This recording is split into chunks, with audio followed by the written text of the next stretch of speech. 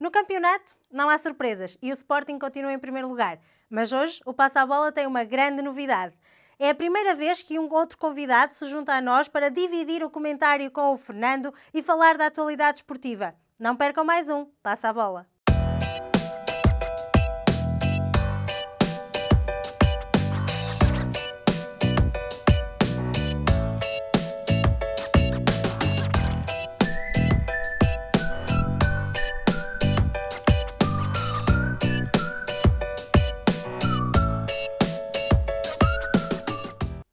Bem, Fernando, e ainda não foi o Passos de Ferreira que derrubou o Sporting, não é assim? Sim, boa tarde a todos, à Ana Olá, Fernando, boa tarde. e a todos os seus ouvintes. E hoje temos um convidado, É verdade, temos um convidado no final do programa. sim, no qual a gente agradece, e a gerência também. Não foi desta, mas não quer dizer que o Passos Ferreira foi um jogo equilibrado. O Passos Ferreira tem o segundo melhor treinador, porque não está à frente do campeonato, também era muito difícil, não é? Mas podia acontecer. O Rubem Amorim está na frente na classificação dos treinadores, já dissemos isso aqui, eu já disse isso aqui, mas o Passos Ferreira joga muito bem a bola e foi um bom jogo de parte a parte. Foi mais eficaz o Sporting, mereceu ganhar, tem uma tática muito simples, de qual os seus jogadores a interpretam na perfeição. Claro que outros, quando complicam a tática, depois os jogadores vão lá para dentro e estão atrapalhados e até parecem que não jogam nada, mas muitas das vezes é o treinador o grande culpado. Neste caso, é um sistema solidificado pelo Sporting. O Sporting foi mais eficaz que o Passos Ferreira, ganhou bem, nada a dizer. Não há grandes casos de arbitragem. E também não estamos para me lançar aqui grandes fumaças, não é? Porque nós mais à frente já lá vamos porque é que há casos de arbitragem. Vamos dissipar aqui as dúvidas, muito simples, porque é que há muito barulho e pouco trabalho. E nós queríamos era mais trabalho e pouco barulho. Segundo diz aí um coveiro do Flamengo, era falar menos e trabalhar mais, mas afinal ele fala é demais e trabalha menos. Mas enfim. Tanto que trabalha menos, que ainda também não foi agora que voltou às vitórias, não é, Fernando? Não, o Benfica é um caso à parte, é um paradigma. Vamos já falar à frente. Queres falar já da taça? Vamos começar com a taça, não é? Podemos começar com a taça, sim, Fernando. Pronto. As meias finais da taça, tivemos dois jogos. O Sporting de Braga, um jogo repetitivo, com o Porto. Foi repetitivo em termos de entre eles. Dois jogos seguidos, um para o campeonato, em que empataram 2-2. O Porto, na segunda parte, foi surpreendido. Na taça foi rigorosamente a mesma coisa, embora não fosse um jogo, quanto a mim, um bocado mais bem disputado. E acabou por ter outro empate igual. O Porto foi surpreendido outra vez na segunda parte. O Porto tem feito umas razoáveis primeira parte e depois na segunda parte afunda-se, talvez porque os jogadores fisicamente estão em baixo. E aqueles mais talentosos, que têm 3 ou 4, começam a acusar o desgaste físico e a falta da assistência, descanso, jogam 3 em 3 dias e isso é muito cansativo. E o Covid também tem os seus efeitos. Não serve de desculpa, como alguns estão agarrados a isso, mas tem o seu efeito. Quer a gente queira, quer não podemos dissociar o Covid da situação que os jogadores e nós todos estamos a viver. Portanto, foi um empate que se vai resolver. Qualquer resultado aqui, a não ser que fosse um 4-0 ou um 5-0 ou qualquer coisa do género, resolvia na primeira mão. Esperava-se naturalmente que o segundo jogo fosse o jogo determinante. É o que vai acontecer, embora só em março. Eu já dei aqui a minha opinião, atendendo ao Covid, atendendo a estes problemas todos, ao cansaço dos jogadores e tudo. Acho que a Taça da Liga este ano não se devia ter realizado. Arrumavam com isto, que isto não presta para nada. Era um ano sem esta competição, a Allianz Cup, sem necessidade nenhuma, e teriam os jogadores mais algum espaço, não é? Para recuperação física, para treino, etc. Querem manter isto, enfim, eles é que sabem. Mas a ter que se jogar, Fernando, passemos então para o jogo do Benfica. Surpreendeu-te a vitória ou estavas à espera? Sim, há situações aqui de arbitragem em Braga que são empoladas por aquilo que nós vamos dizer mais à frente, relativamente aos casos e estas confusões que tem havido, basicamente praticamente com a mesma equipa em quase todos os jogos. está explosivo, qualquer coisa é uma explosão. Parece que estamos a ver jogos do continente sul-americano, que esse é que é o normal para eles, não é? Que a gente vê aqui na televisão, que eles qualquer coisa pegam todos à pancada uns com os outros, ninguém se entende, andam ali todos uns atrás dos outros, atrás dos árbitros, etc. Aqui estamos a ficar mais ou menos na mesma situação. Há dois cenários que, quanto a mim, o árbitro esteve mal. Um penalti por assinalar contra o Porto, que pouca gente falou, uma expulsão do Dias no golo do Porto, que quanto a mim, eu se fosse árbitro, mesmo com o VAR, teria ido ver ao ecrã que eles têm lá no campo e tinha decidido que não era nada, não é? Porque aquilo é um pontapé, embora uma aplicação mais forte, mas o David do Carmo meteu ali o pé mal, calhou-lhe mal, não é? Às vezes mete-se o pé e a gente nem se magoou, mas desta vez calhou-lhe mal e teve uma lesão gravíssima e, portanto, vai estar 5 ou 6 meses afastado dos relevados. Não é para ser aquela polvorosa toda. E depois aquela situação entre o Uribe e o Esgaio, que é uma situação absurda, não é? Que os jogadores estão nervosos. Quando tem nenhum comandante, que é o mais nervoso, é evidente que os outros vão todos atrás dele, como é o caso dos jogadores do Futebol Clube do Porto, não é? Portanto, os treinadores têm que ter mais um bocadinho de atenção, porque agora são mais filmados, há uma incidência maior sobre toda a gente, porque não há público, não é? Agora as câmaras não filmam o público, não existe. Portanto, estão ali com os microfones, não é? Escondidos taticamente, para se ouvir o que eles dizem, etc. Eles têm que ter mais um bocadinho de atenção, não é? Sim, já cá falámos disso, até pela questão do exemplo, de serem o exemplo para a equipa e para os adeptos. Há dois aqui, dois ou três, que não vão sair destes campeonatos como o português, nunca serão grandes treinadores na vida, porque falta-lhes o fair play de saber perder, e isso é fundamental para irem para outros campeonatos de topo. Fica Portanto, essa relativamente nota, a este Fernando. jogo, está tudo assinado. Relativamente ao jogo do Estoril, muito rápido, Sim, o Benfica exatamente. é mais do mesmo, entrou razoavelmente melhor um pouco. O treinador também já tinha dito que agora iam jogar em grande, iam arrasar, não se vê nada disso, pelo contrário. Portanto, o Benfica acaba por ganhar, acelerou um bocado na primeira parte, o Estoril é uma equipa da divisão de honra, da segunda divisão, deu luta depois na segunda parte, mas o Benfica foi mais eficaz e ganhou o jogo por 3-1. Aqui praticamente o resultado está decidido. Lamenta-se que só no dia 4 de fevereiro o Benfica e 3 o Porto, daqui por 2 meses, ou mais ou menos um mês, é que venham a jogar a segunda mão, o que eu acho que isto que não tem nexo nenhum. Mas enfim, a arbitragem, nada a assinalar na arbitragem entre o Benfica e o Estoril. Certo, Fernando. Passamos então aos jogos da última jornada do campeonato. A última jornada, tivemos aqui algumas surpresas, o caso do Farense foi ganhar ao Nacional, o Guimarães também perdeu em casa com o Rio Ave, o Rio Ave tem um novo treinador, já tinha jogado bem, está a jogar muito melhor que o que estava. O Porto, excepcionalmente, que ninguém contava, empatou com o Boa Vista e podia ter sido muito pior, já lá vamos. O Portimonense ganhou 4-1, o Santa Clara perdeu com o Braga manteve-se no bando dos 4, não é? Como se costuma dizer. O Moreirense empatou com o Benfica também, mais um resultado desastroso para o Coveiro do Flamengo. O Sporting ganhou ontem com maior ou menor dificuldade e um maior aproveitamento e uma tática adequada aos seus jogadores, que é isso que eu tenho dito, e com o melhor treinador do futebol português, de momento, Rubem Amorim, e inteligente, ganhou 2-0 ao Passos de Ferreira e deu, aliás, eu já tinha dito que podiam encomendar as faixas à vontade, mas hoje, se há alguém que tenha dúvidas que o Sporting não vai ser campeão, que as dissipe, porque pode esperar sentado, que o Sporting não vai perder este título de maneira nenhuma. Isso é ponto assente. Os benfiquistas... Os benfiquistas podem perder a esperança, Fernando. Segundo e terceiro lugar, que já não é mau. Se conseguirem lá ficar, atenção. Depois temos o Tondela, que ainda vai jogar hoje com o Marítimo. Portanto, de uma maneira geral, alguns resultados surpreendentes aqui. E começámos por analisar os 4 primeiros. O Braga ganhou bem o Santa Clara. Mais eficácia do que o Santa Clara, naturalmente. Por isso é que foi uma vitória por 1-0 só. O Futebol Clube do Porto fez uma primeira parte horrível. O Boa Vista chega ao intervalo a ganhar 2-0, mas se chegasse a ganhar por 3 ou 4, não era grande problema, porque o Boa Vista teve lá 2 grandes oportunidades, que o guarda-redes do Porto, uma não sabe como e outra fez uma grande defesa. Portanto, o Boa Vista podia ir para o intervalo a ganhar 4-0. Muito dificilmente o Porto daria a volta, e mesmo assim não conseguiu, embora com os penaltis, embora adequados, e algumas situações de jogo, de arbitragem e tal, mas que não teve grande influência no resultado.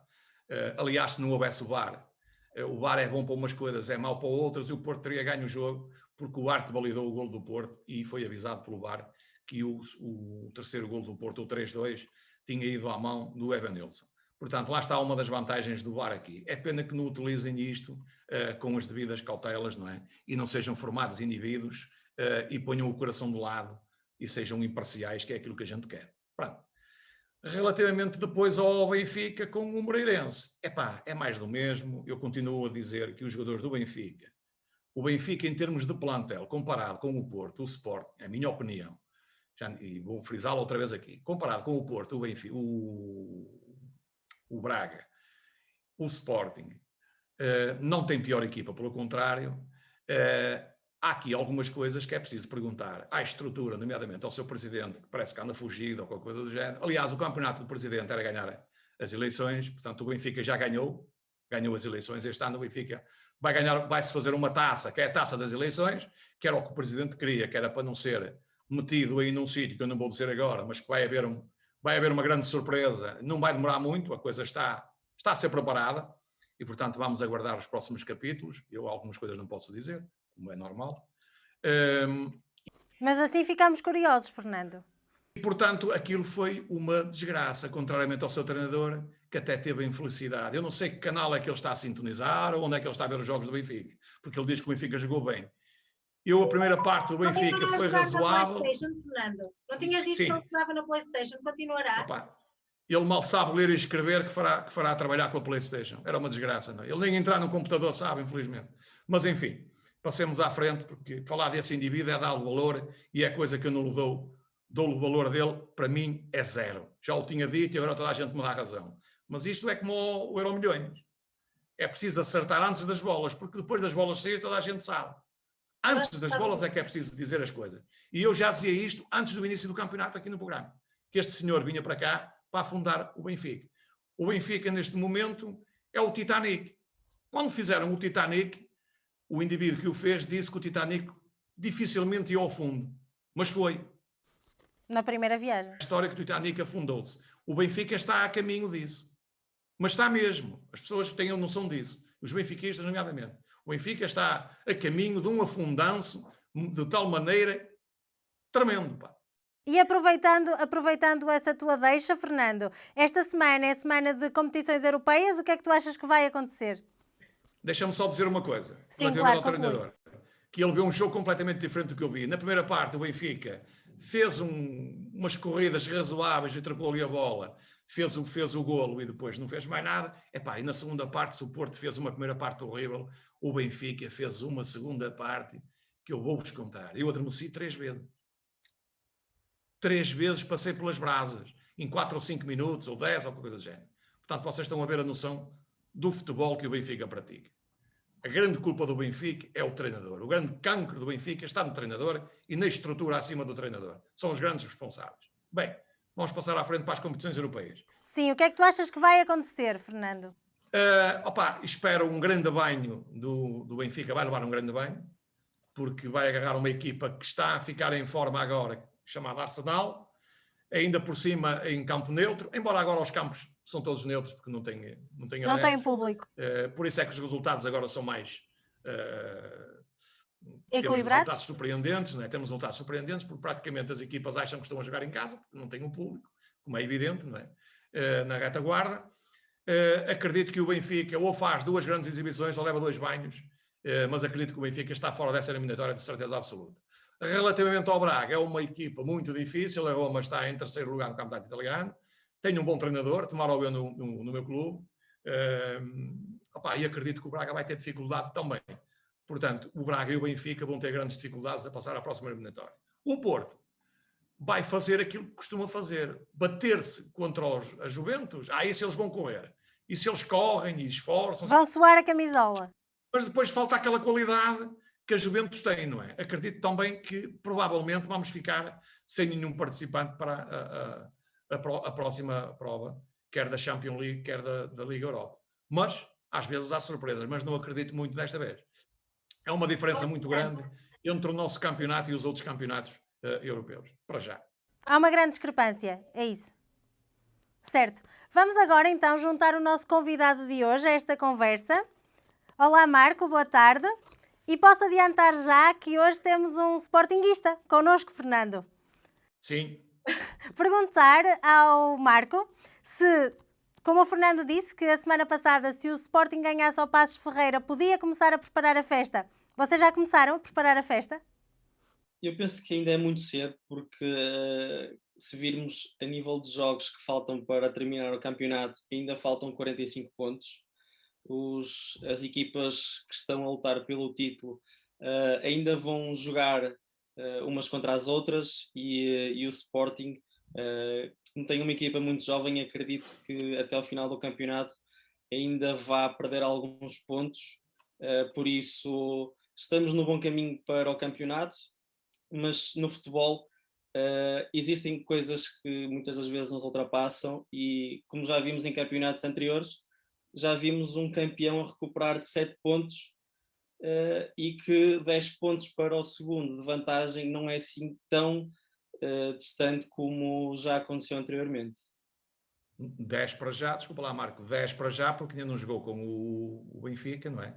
O segundo jogo, e também não jogou com o Porto, pode ser mais, não é? Pois, como também. Mas olha, deves concordar comigo com a análise que eu tenho feito aqui ao Sporting, mas o Amorim ontem já adiantou um bocado o serviço quando ele diz: se não for campeão, não percebo nada disto. Isso é uma declaração de intenções muito clara. É. Sim, eu acho que ele tem sido muito cauteloso, Claro. porque, E deve ser. Porque também se ele não ganhar um campeonato com 10 pontos de avanço, Nunca será mais o primeiro treinador na história do futebol português a perder um campeonato com 10 pontos de avanço. Por isso eu acho muito bem ele ser cauteloso. Claro que acredito que lhe passe na ideia, como um dos jogadores, que o campeonato está cada vez mais próximo, mas eu acho que a abordagem dele e a humildade dele tem sido uma grande vantagem para nós estarmos no lugar onde nós estamos. Marco, e concordas com o Fernando quando ele diz que Ruben Amorim é o melhor treinador do campeonato? O Ruben Amorim, neste momento, poderá ser o melhor treinador porque está em primeiro, porque se não estivesse em primeiro, ele não, de certeza que não era o melhor treinador atualmente a nível do campeonato português. Ele tem trabalhado para isso, ainda é um treinador que está no início da carreira e só no fim do campeonato é que poderemos dizer que ele é ou não o melhor treinador da atualidade no campeonato português. Mas, só uma pergunta, Marco, mas diz-me então faz de conta, tira o Amorim daí, não é? Porque está a treinar o Sporting, qual é o melhor treinador para ti? O melhor treinador para mim? Sim. A treinar no... Estamos de acordo, sim. Na Liga Nós. Na Liga Nós, talvez o treinador de Passos Ferreira, porque está a levar uma equipa que está a ser a sensação do campeonato, sem dúvida. Tinha 9 jogos sem derrotas seguidas. Sim. Também já tinhas dito isso, Tem a ver Fernando. com a humildade dos treinadores e na abordagem deles. Sim. Deles eu quando digo aqui que o Amorim neste momento, excetuando por estar no Sporting, tem mais vantagem do que, portanto, é uma equipa com mais categoria do que a equipa do Passos Ferreira. Em termos globais, não é? Não em termos individuais. Às vezes o Passos Ferreira pode ter lá os melhores jogadores, 4 ou 5, não é? E o Sporting tem 3 ou 4 bons e eles terem mais. Mas a nível global, o Sporting é superior. Eu falo do Amorim porque o Amorim já traz um trabalho de Braga bastante visível. O Amorim, na minha ótica, se não tem saído o ano passado do Braga, o Braga estaria lá no pódio. Sim. Ele saiu do Braga só com vitórias, praticamente, estás a ver? E depois chegou ao Sporting. E o grande mérito este ano do Sporting, quando o Sporting for proclamado campeão, que não vai demorar muito, é do Ruben Amorim. E eu vou-te dizer porquê. Já disse isto aqui.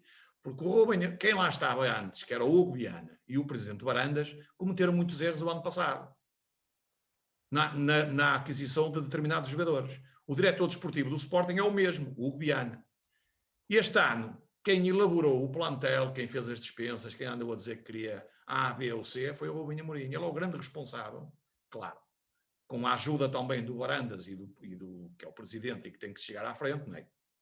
E pagar, ou arranjar uma plataforma de pagar suavemente, não é? Que é o que tem feito, porque os clubes estão mais ou menos falidos, quase todos, com grandes dificuldades, atendendo ao Covid. Aqui sim, o Covid sim, e não só, e erros de gestão anteriores. O Viana cometeu muitos erros. E esta equipa, basicamente, é cabeça, tronco e membros do Rubem Amorim. E como dizia aqui o Fernando, tem sido um ano de resultados mais surpreendentes. Não posso deixar de perguntar, Marco, o Sporting está à frente porque merece ou porque os outros lhe têm facilitado a vida? Eu acho que o Sporting está à frente por mérito dos jogadores e do treinador.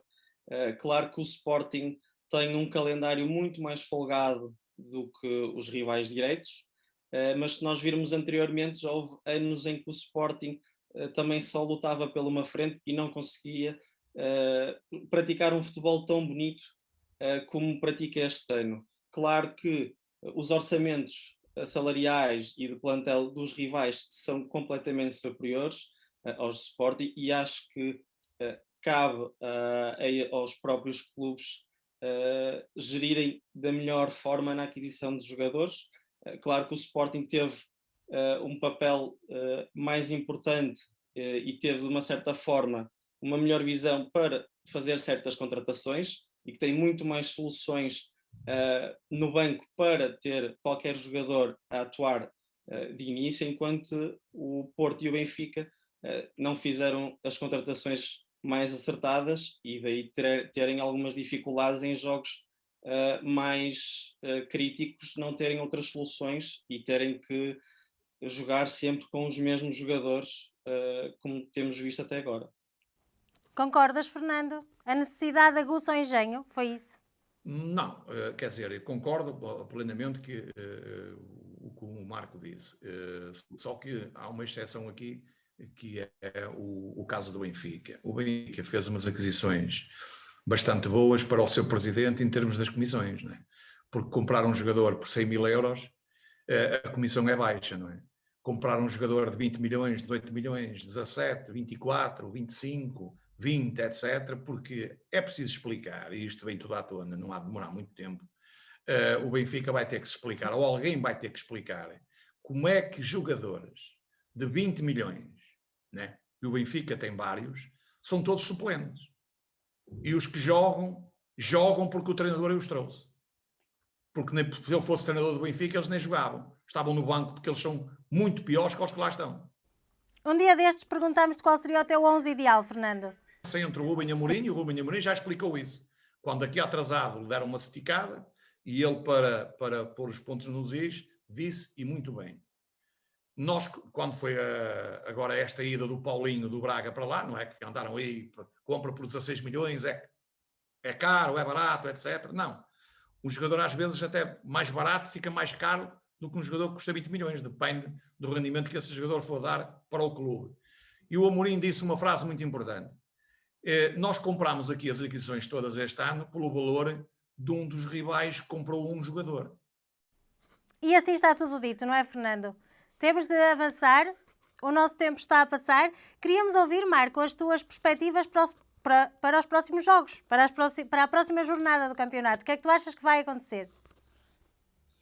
O que vai acontecer? Acredito e espero que o Sporting vá vencer para continuar na permanência do campeonato.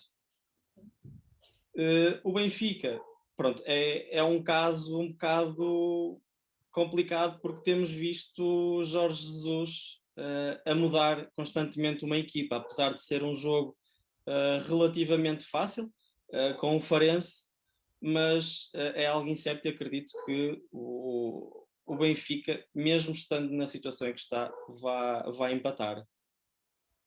Ok. O Futebol Clube do Porto com o Marítimo. O que é que achas que vai acontecer? O Futebol Clube do Porto com o Marítimo vai ser um jogo difícil. Apontava para a vitória do Marítimo, visto que o Futebol Clube do Porto hoje tem um jogo bastante importante e que os jogadores vão sentir o cansaço. E o Braga, Tondela. Agora estamos aqui também com o Braga nas nossas Que vai contas. ganhar pelo futebol que tem praticado e penso que vai permanecer assim até ao fim.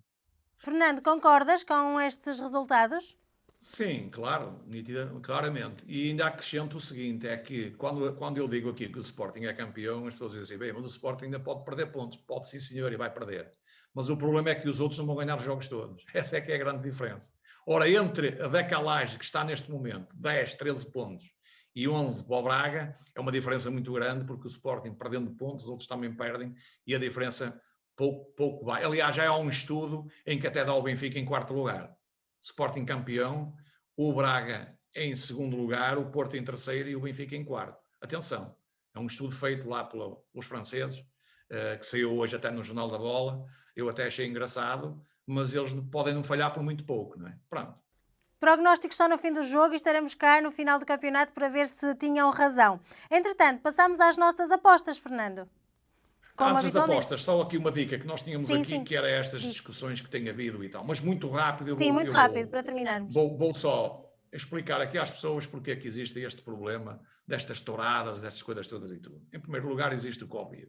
Em segundo, os clubes portugueses estão falidos, incluindo o Benfica, que tem uma engenharia financeira, mais tarde ou mais cedo, quando for descoberta, aquilo vai ser um 31, vai ser como o Titanic. Bem, o que é que acontece? Nós este ano temos o primeiro classificado vai disputar a Champions League e vale 40 milhões à cabeça. O segundo lugar vale 40 milhões à cabeça. O terceiro tem que disputar 2 eliminatórias, como o Benfica disputou, e na primeira foi logo embora com o PAOK. Toda a gente está lembrado. Ora, o que é que acontece? Toda a gente, ou nomeadamente o Benfica e o Porto, estavam convencidos, independentemente de ficarem em primeiro e segundos, que os 40 milhões já estavam na carteira. Ok? Aparece um outsider, que é o Sporting, que eles não contavam. Ora, o primeiro lugar este ano vai ser distribuído para o Sporting. E depois, para os 40 milhões, só há um lugar, que é disputado por 3. Braga, Benfica e Porto. O segundo lugar, quem o garantir, leva os 40 milhões e pode acontecer que qualquer um deles, nomeadamente o Porto e o Benfica, que estavam à partida, à vontade na bancada ou na galeria ou no sofá, já sabiam primeiro ou segundo, os 40 milhões eram para eles, podem não tocar nenhum. Certo, Fernando. Fica aqui esta tua nota. Temos mesmo que avançar. Estamos em cima do tempo. Passamos às nossas apostas. Certo. Vamos lá então. O Marco também pode entrar aqui, já agora. Já agora, pronto, dividimos as apostas pelos 3. Palpites. E até vamos começar por ele, uma vez que é o Sporting o primeiro aqui do boletim. Não será difícil de adivinhar. Marco, Sporting Portimonense. Uma vitória para o Sporting. Não é? Depois para ti, Ana, Farense, Benfica. Benfica, Fernando. 1-2. Ora, 1-2. E agora para mim, Braga, Tondela, 1. Fizemos 6 esta semana, já agora, foi poucos. Foram poucos, vamos melhorar. Rio Ave, Famalicão. 1. Ana, Passos Ferreira, Guimarães. 1. E Belenenses Sade, Nacional. Acredito aqui num X. Depois, Marco, Gil Vicente, Santa Clara. Um X. Depois temos Ana, Vizela, Casa Pia. Um X. Um X, Fernando. E depois temos o Académico de Viseu, Arouca. Devia ter trocado contigo. Ora, Pois devias. Académico de Viseu, Arouca. São os dois da mesma região. Vou pôr aqui um X. Agora vamos jogar 3X aqui seguidinhos. Depois para o Marco, o Arsenal. E agora aqui na Premier League, Arsenal, Manchester City. 2. Ana, West Ham, Tottenham. Um X. É a semana dos empates. Para mim, Aston Villa, Leicester City. Vou jogar aqui 1-1. E depois temos para o Marco, Atalanta, Nápoles. Série A, 2. italiana.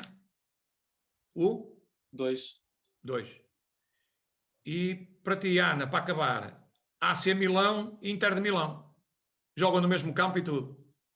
É fácil, mas... Um X. Veremos para a semana se me matas, Fernando. Se acertássemos com estes X todos, não era mau, não é? Era um ótimo resultado, não é? Muito obrigada, Marco, por te ter juntado a nós. A partir de hoje e durante as próximas semanas, também vocês se podem juntar a nós aqui neste nosso cantinho para falarmos de futebol. Já que não podemos ir aos estádios e vibrar como era habitual, podem juntar-se aqui a nós para discutirmos estas questões. As inscrições podem fazê-las nas páginas do nosso programa. E, se ainda não o fizeram, deixem também a vossa subscrição aqui no canal e o vosso like neste vídeo. Sigam-nos nas nossas páginas de Facebook e de Instagram. Eu e o Fernando Jorge estamos por lá a responder aos vossos comentários e às vossas mensagens. Entretanto, já sabem, sem novidades, voltamos para a semana para passarmos novamente a bola.